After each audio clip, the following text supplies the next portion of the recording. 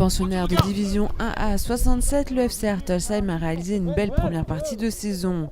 Il semble d'ailleurs toujours en course pour la montée. Cette saison, ce sont les 4 premières équipes de la poule et le meilleur 5e du championnat qui accéderont à l'étage supérieur. Je pense qu'on a un état d'esprit, on a des guerriers, on a quelques guerriers, on a un peu de peine, un peu de mal à jouer au foot. C'est ce que je travaille aux entraînements. Je veux qu'on améliore notre jeu. Vraiment, je suis un joueur de foot, moi j'adore jouer au foot.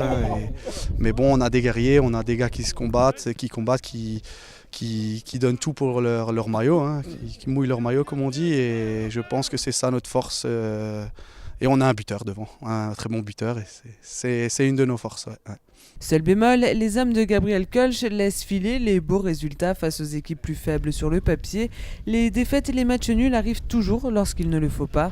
Autre difficulté, celle pour Gabriel d'assurer son rôle de joueur et d'entraîneur.